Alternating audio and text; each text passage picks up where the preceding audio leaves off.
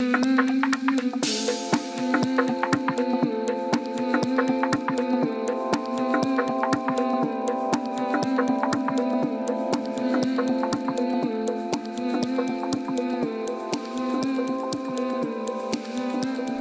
up, and welcome to Clarity for Parents of Athletes, bringing you stories from professional athletes about their parents and how they were raised.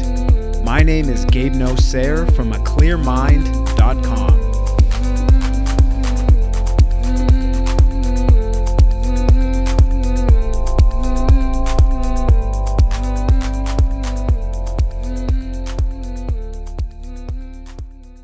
Now, I wanted to go back just a little bit. I was reading a little bit online about that time when you were working at the pizza place and, you're trying to fund your gymnastics career yourself. You had a kind of a surprise celebrity donator from what I read, right?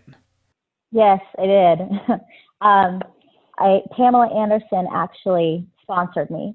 One of the gyms I was training at did a 50-50 raffle to help pay for plane tickets and entry fees to nationals. And Pamela's financial advisor, I guess, was good friends with her and just talked to her about it. And she, they just asked if she wanted to buy some raffle tickets. And she heard a little bit more about my story and just became interested. And one thing led to another. She came in the gym and watched practice and ended up donating quite a bit of money towards my Olympic dream. And so then I was actually able to compensate my coaches for coaching me and pay back for travel and stuff like that. And had she not been there to support me, I'm really not sure what I would have done, I mean, I remember a couple of times, my coach gave me $20 to go get some food because I had no food at my house, and so that was really a blessing. Wow. How cool. Yeah. You didn't have that weight and I imagine some guilt on your shoulders going into, the Olympics and going into Olympic trials.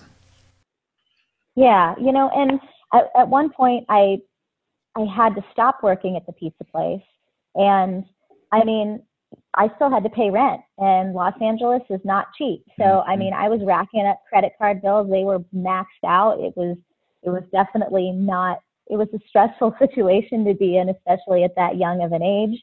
I feel like. Mm-hmm. But on the other hand, you're paying for yourself. So I imagine your drive was coming from a different place than somebody whose parents were still funding all their training. Yes, I totally agree. And I partially think that that's probably why my dad did it, why he didn't want to just give me the money, Good job, Dad. Again, it's one of those things I didn't understand until I was a little bit older. Like, if you're paying for something, you're going to value it and get everything out of it you can. Yeah. Awesome. I think that's good for a lot of parents to hear, because I think a lot of parents, actually I was talking to somebody today about their child, and that sometimes you give so much for your child, you don't want them to suffer, but sometimes pulling the rug from underneath them is the best thing that you could do for them. Yeah. That's awesome. So, all right. So you made the Olympic team, and not only that, you were named captain. What did your coaches see in you that they felt you were going to be the best leader for that 2004 Olympic team? So it's actually the athletes that choose who the team captain is, or at least in gymnastics, that's what it is. I'm not sure about other sports.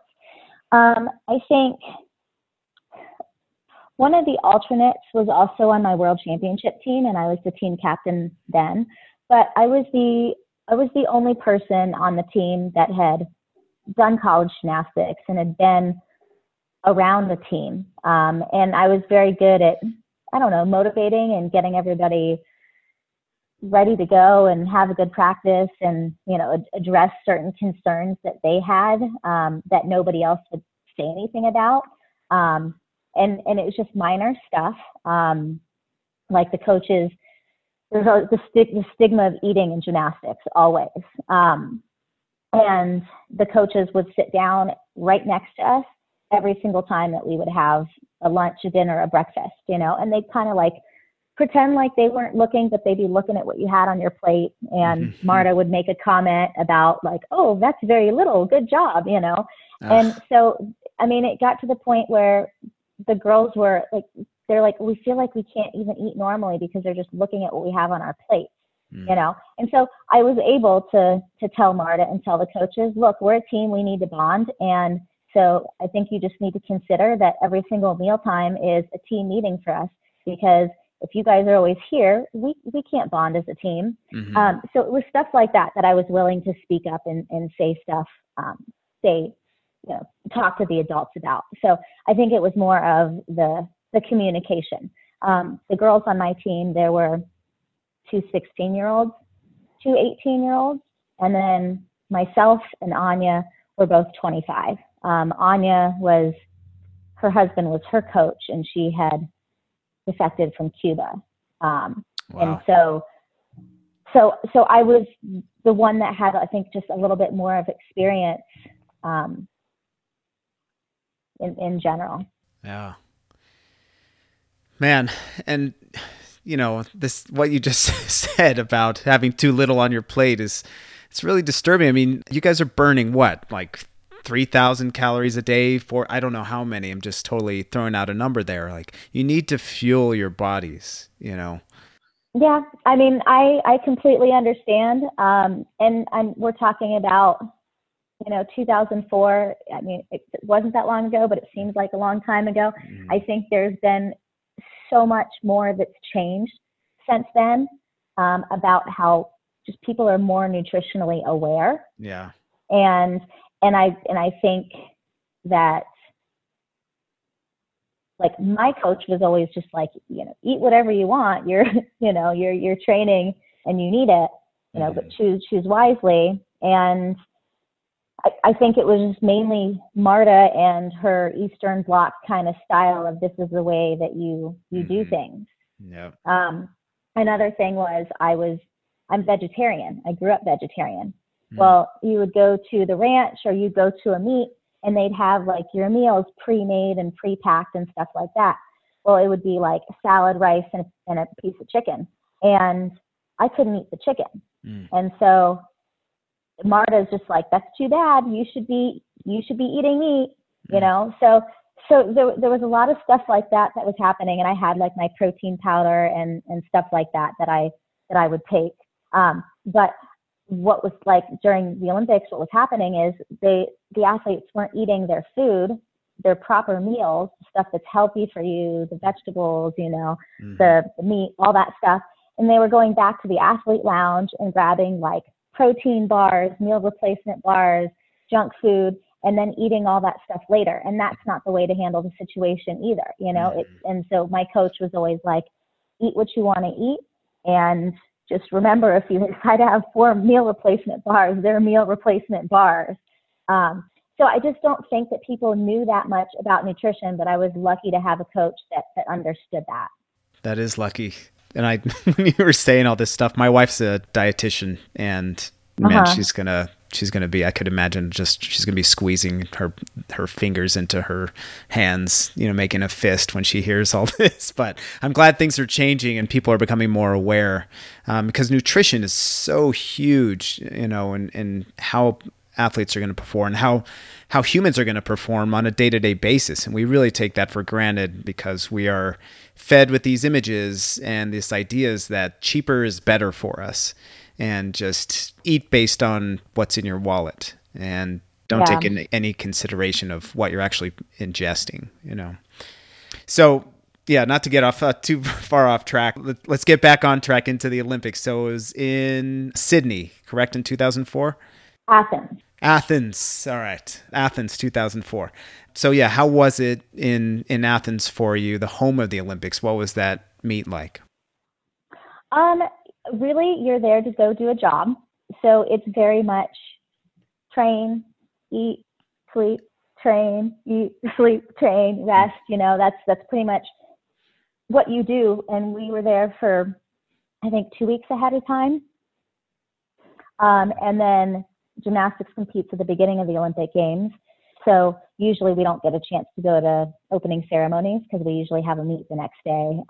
So that was unfortunate, but opening ceremonies is like 6 to 8 hours of standing around. It's the last thing that you want to do if you have a competition the next day. Yeah. And then we competed and we were out. Because basically, like, they want to free up the village for other athletes that are coming in, so they don't have you stay too long afterwards. So it was just a lot of training, and it was like, can we just compete already? Can we just compete? We're sick of training. I think that was the biggest thing that I remember, is just being like, we're ready now. But what an experience to actually be in Athens and at the Olympic Games. And there was just walking around the Olympic Village. You know, you're walking around these ancient ruins that they discovered when they broke ground to build the Olympic Village. So there was just so much cool stuff associated with that. I mean, yeah, there's so much history there. Yeah. That's awesome. What a good experience for you. Now, again, from what I was reading and memory starting to come back a little bit, there was kind of a surprise. You had to do a surprise routine on the balance beam, I think, right? Yes, there was. So during team finals, one of my teammates pulled her hamstring, and I, at the last minute, found out that I had to do balance beam. And balance beam is one of the most nerve-wracking events for gymnastics, because it's 4 feet high and 4 inches wide. And the other thing is like, with the lineup and how they take the scores for the team, you have three people that compete the event, and all 3 of those scores count. So if you have a minor mistake on any event, it is essentially, you know, it's kind of your fault. I mean, it may not be totally, well, if you're the only one up there, it's kind of your fault, you know. And everybody's mistakes add up. But on balance beam, you always have, you know, you have nerves and stuff like that. And so it's one event that if you're not on the lineup for, you're almost just like, phew, you know, because it's a lot of stress. So I found out that I was competing beam about 5 or 10 minutes before I had to actually compete balance beam. Wow. So I got a very minimal warm up. I didn't get to warm up on the equipment that I was competing on. I just got to warm up a little bit in the back gym. And I did my routine and I nailed it. I think the reason why they chose me is to do that was because they knew that I was super consistent after all the years of doing the same elements on balance beam, the same routine. I knew that I could go and hit that routine. There was another one of my teammates that actually had, I think, a little bit of a higher start value on beam, but they were worried about her dealing with the pressure and the nerves of doing balance beam at the Olympics in the last 5 minutes. So I think because I was a mature athlete, that's why I was chosen for that. It was definitely, I remember to this day how much of an out-of-body experience it was, because I really feel like the entire time I was doing that beam routine, I was watching myself do that routine. And that minute and a half really felt like 10 minutes, not just a minute and a half. Like, I swear time slowed down. And I just remember getting off the beam and like looking at my hand and shaking and turning to one of my teammates and being like, oh my gosh, that was like the worst and most terrifying thing I've ever done. You know, not meaning like I did a bad job, but like that was, it was definitely high intensity. Yeah. So, you know, you said it felt like 10 minutes. Now, is it good when things slow down for you like that as a gymnast, or is it like, this needs to be over now kind of feeling? I think it's called just, you're in the zone. And really, there's nothing better when you get in that zone. It's, I think, the adrenaline rush that comes afterwards, after you step off the equipment and the podium, then you realize like what an experience that was. Mm. Wow. So yes, I would say it's good when things slow down, because that means like you are in the zone. And so would you attribute your overall maturity level being the reason why you were able to get into the zone, especially within 5 to 10 minutes that you found out that you were going to be doing this event? Or is there something else? Well, I think doing the skills for a long time, but then again, I had been a college gymnast, and at UCLA we did a lot of mental choreography. We talked a lot about how to perform and how to get into that zone and how to distract your mind from thinking that you're nervous. And so I think that a lot of that was attributed to it. I go through my beam routine, and every single skill and every single thing that I'm doing on the beam has like a key word or a key kind of motion or feeling or rhythm to it. And when you really concentrate on that stuff and telling yourself what you're doing, it doesn't allow your mind a chance to wander and get nervous and say, what if I fall kind of thing. It essentially keeps your mind busy and your body busy. So I think it was definitely that accelerated level of educational, of the mental toughness that I'd gotten in college. Mm-hmm. How awesome. So what would you say that a couple things that your parents did for you to get you where you went, not fiscally, like more emotionally and supportively? What would you say a couple influences that they gave you? What would you say that those are? Well, the first one that sticks out in my mind is, the tough love.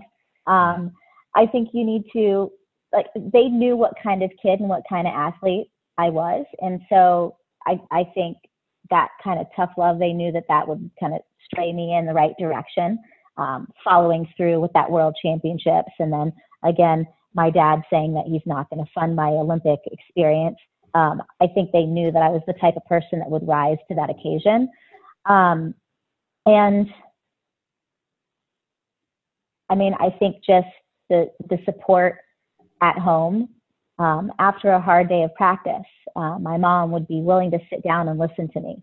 And they were never too busy to take the time to let me like vent and explain my frustrations or tell them that I had a good day or a bad day. But they also never pried and tried to get me to talk. So I think those would be the two things. Mm-hmm. Did you ever feel pressure to perform from your parents? No, I don't think so. I think whatever pressure, I never had my parents tell me you have to do this or why didn't you score this. I think the pressure that I had came internally for myself, because I knew that I had split up my family essentially. So I think that was more internal. Mm-hmm. Yeah, they did a lot for you, so you want to make sure and give them that return, I imagine. Yeah, definitely. Wow. So, today you have your own gym and you work with a lot of athletes and parents. What are some things, if you'd be so open, what are some things that you see parents doing that you don't think is so beneficial for their child? I think two. I think like one, some parents just know gymnastics is an expensive sport and they don't want their kid to do it because it's going to be expensive. Mm-hmm. So I think no matter what, you've got to support your kid and what they want to do. And if your child loves it and it's their passion, why not support them? So I get that. And then the second one is being overly pushy and aggressive, trying to get their kids into a certain level that they're not ready for or not mentally prepared for. Gymnastics is all about confidence when you step onto that competition apparatus. And if you've not done the skill a whole bunch of times, and if you don't have it consistently, and if you don't know that you're going to go up there and you're going to make it, then you don't have the confidence to make that routine. And I want these kids to be empowered, so I want them to feel that confidence. And a lot of times coaches want the best for their athletes. They want to get them to where they want to be. They want to help them fulfill their goals. But not everybody grows at the same pace. And there's a reason why sometimes they're held back, or they need to spend an extra year at the certain level. Mm-hmm. So I say, like, parents, communicate with your coaches, and respect their decisions. They do put a lot of time and effort and thought into your kids. I mean, especially when you have kids that are in the gym 17 to 20 hours a week. I mean, you really get to know those athletes and what's best for them and how they perform and that kind of stuff. So it's like an under-motivating parent, or it's a over-the-top motivating parent. Yeah, there's always that balance, right? Yeah. Yeah. That's the key to life, is to be somewhere in the middle of everything. Yep. Yeah, we see that in soccer a lot, where parents, a lot of them want the kids to play up. They feel like that's what's going to get them better, or even the whole team, that the whole team should be playing up. And that's very, very rare in my experience as a coach, that either a whole team or a player should be playing up, because you're right, there is something to be said about confidence and having success, because if you start to have too many failures, you're not going to want to do it. Mm-hmm. And it's so much about those basics and those fundamentals. And I have, the athletes, they want to do the fun stuff. They don't want to do the basic stuff. And how you perform and what you do, those fundamentals are like building blocks. You're not going to be able to learn how to do harder skills if you don't keep perfecting the fundamentals and the basics. And so I get a lot of parents that are, why aren't we doing this? Why are you only doing basics? And it's like, trust the process. We're going to do 2 to 3 months of basics. And then when we go back to learn these harder skills, they're going to get them a lot quicker. And so I think I'm with you on that, like playing up to a certain level. And I feel like there's a certain time during the season or during the year that you do that, but trusting the process. Mm-hmm. Yeah, it's tough to do. Now, do you think the people like the Russians, like their parents, or the Chinese, that they lose track on the fundamentals, or do you think it's kind of an American thing, like those basics you were talking about? I think it's an American thing, because we want everything fast and as soon as possible and now. And I think also when you're looking at those countries that you mentioned, they pick their athletes at a certain age with a certain body type and a certain style, and then they're whisked away to a national team training center, and they have to do those basics, and they have to have those basics and fundamentals down for the kids to move up, and those kids are performing and essentially probably paying for their parents' apartment and this, that, and the other. So it's a totally different training level, and it's different. We have a different society. We choose to do certain sports as club level and for fun. And when you're training for the Olympics in China or Russia, that is essentially your job. Mm-hmm. Yeah, it's different when you pay a lot of money to a gymnastics coach. Then parents start to think, I'll have a little bit more say because I'm paying this much money per month to you. Mm-hmm. So you have a son. How old is he? I have a 9-year-old. Okay. So your 9-year-old has an Olympic medalist as a mom for gymnastics. So how do you approach your son's relationship? Does he do gymnastics, and how do you approach that? Well, he plays gymnastics. He's essentially the kid that comes in the gym and bounces trampoline and is very, very talented and can do ring muscle ups and backflips and stuff like that at 9, but does not want to do gymnastics, does not want to compete. I would love for him to compete. I just want him to do it just for 1 year, because I feel like what other sports do you do where you get up there and you're doing something that you worked on by yourself in front of everybody? Yeah. I just want him to experience that.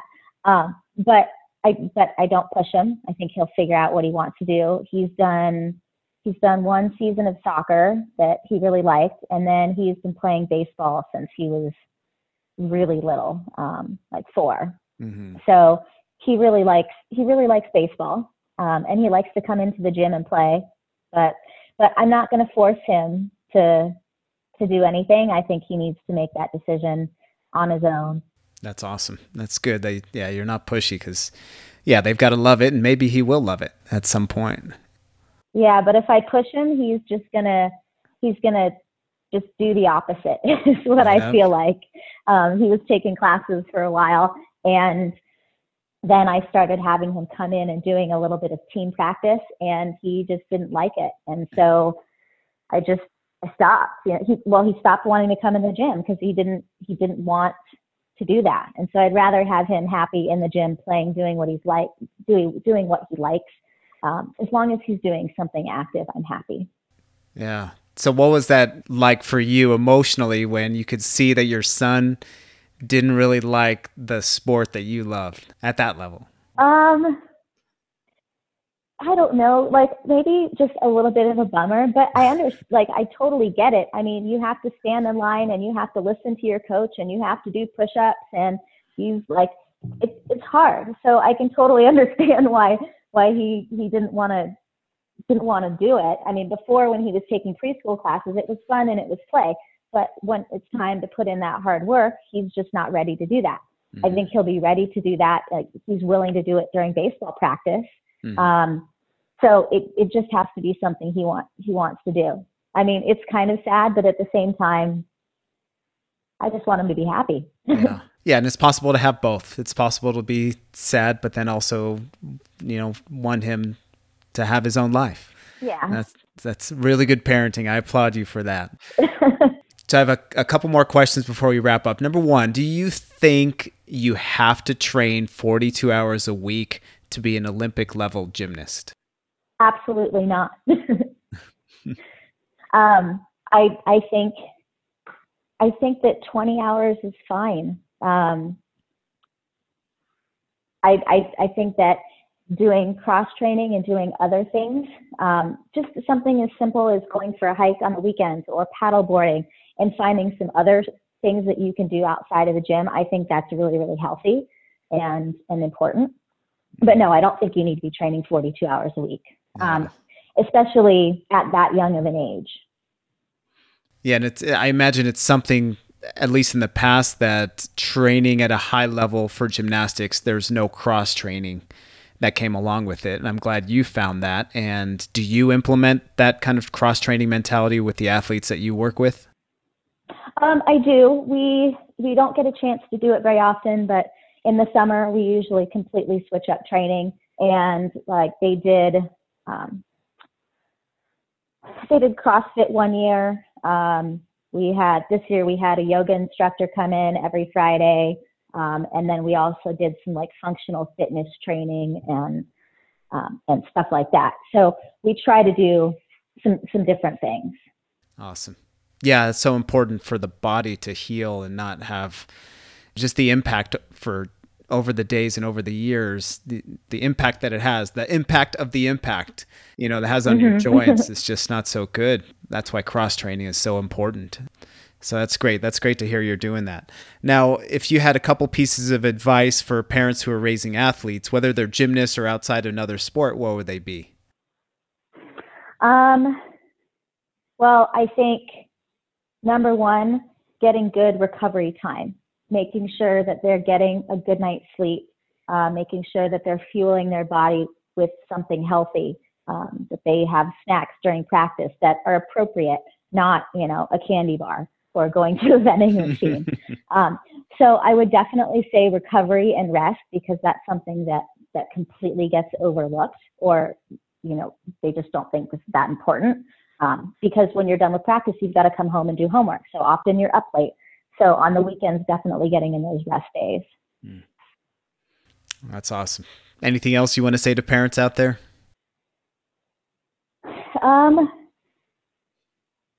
I think support is the best thing you can do for your child, and to listen to what they want and make sure that you're not putting what you want on their plate like they want it. So I think it's key. It's important to really listen to your kids. And taking time off is okay. They want to skip a day of practice because they're tired and they're stressed and they're burnt out. Like, I feel like that's important. Let them do that, as long as they've been taking care of their responsibilities and doing what they're supposed to do. Mm-hmm. That's amazing. Mohini, thank you so much for your time today and your words. They're just awesome for athletes, whether they're gymnasts or not gymnasts. And your experience, I think, can show people just that there's a different way. So I really appreciate everything that you put into this interview today. Well, thank you. So what were your biggest takeaways? For me, the words tough love keep coming up in my thoughts. In Mohini's journey, she felt that her parents putting their foot down and saying they weren't going to fund her training for the 2004 Olympics was actually a motivating factor for her. She had to foot the bill, and when this happens, it usually results in them holding themselves accountable for what they're doing. Now, I'd like to dig into what tough love means. And I know what it means to me, and I'm sure you might know what it means to you, but I feel looking up a definition can make words more powerful and can create more of a connection within us. And here's what I found by doing a web search. Here's one. It is an expression used when someone treats another person harshly or sternly with the intent to help them in the long run. And here's another one. Promotion of a person's welfare, especially that of an addict, child, or criminal, by enforcing certain constraints on them or requiring them to take responsibility for their actions. I feel that many people view love as only nurturance, which of course that's a huge part of it, but there's more to love than that. Sometimes as parents, we need to teach our children when it might lead them to a difficult road in the short term, and all we have as parents is to hope that they'll benefit from our decision in the long run. And I've seen many parents hesitate to discipline their child when their child behaves in a way that is not socially acceptable, such as hitting another child or taking something that's not theirs from someone else. And now I'm not talking about disciplining by hitting or spanking the child. I'm talking more about being able to say the word no. Now, when we tell our child no, just like anything we do, we can do it either from a place of love in our hearts or from our ego. And when we come from love, there's one thing that can help teach a child better, and that's with calm explanation and validation. When a child receives validation and then an explanation as to why you're saying no, they process the situation much more easily and understandably. When we say no from a place of ego, it comes with different emotions, either on the surface or the unconscious. We do it from a place of impatience, anger, frustration, wanting to control or apply physical punishment. All of those things really come from a place of fear. We fear that our child won't grow up to be who we want them to be, or who we think society or our friends want them to be. Now, some parents have a hard time saying no to their child, and this also comes from fear. We can fear that our child won't love us if we say no to them for certain things. Now, try to imagine what can happen to a child who is never told no or who rarely is told no. How do you think they handle having boundaries in their lives or face a situation that requires them to have discipline, such as playing sports, especially when they have to deal with demanding coaches? Now, try also to imagine what can happen to a child who is always told no or frequently told no without validation or calm explanation. Emphasis on the word calm.